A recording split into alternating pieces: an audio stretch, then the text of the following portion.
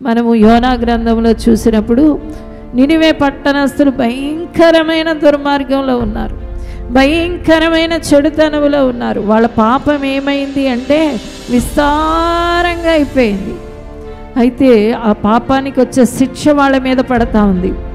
పడతా ఉంటే దేవుడు అన్నాడు యోనాతో, నువ్వు వెళ్ళి నినివే పట్టణాన్ని ప్రజలకు వెళ్ళి ప్రకటన చెయ్యి యోనా, ఎందుకంటే ఈ ప్రజలు చనిపోవడం ఇష్టం లేదు, వాళ్ళ మనస్సు మార్చుకొని నా తట్టు తిరగాలి అని చెబితే 40 రోజులు ప్రకటన చేస్తా ఉన్నాడు.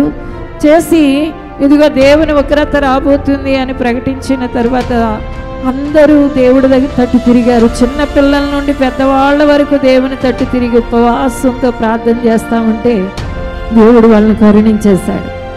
కరుణించగానే నినివే పట్టణానికి వచ్చిన యోనా అంటున్నాడు, నాకు తెలుసు ఎందుకంటే నువ్వు బహుశాంతం గలవాడివి అంటున్నాడు. హల్లెలూయా, నువ్వు బహుశాంతం గలవాడివి, అత్యంత కృప గలవాడివి. అందుకనే దేవుని బిడ్డలారా, ఎప్పుడైనా కూడా దేవుని దగ్గరికి వచ్చి క్షమాపణ అడిగిన వాళ్ళు, దేవుని దగ్గరికి వచ్చి వారి తప్పిదాలను ఒప్పుకున్న వాళ్ళు తప్పకుండా విడుదల, విమోచన, జీవం, వెలుగు పొందుకుంటారు. హల్లెలూయా. ఈ రోజున లోకానికి పట్టిన దౌర్భాగ్యం ఏంటి అంటే వారు దేవుడి దగ్గరికి వచ్చి వారి పాపాలు ఒప్పుకోక ఆ పాప శిక్షను వారే భరించవలసి వస్తుంది.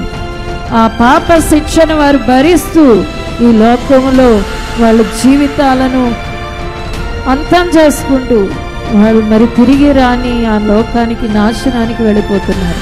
దేవుడైతే దయామయుడు. హల్లెలూయా.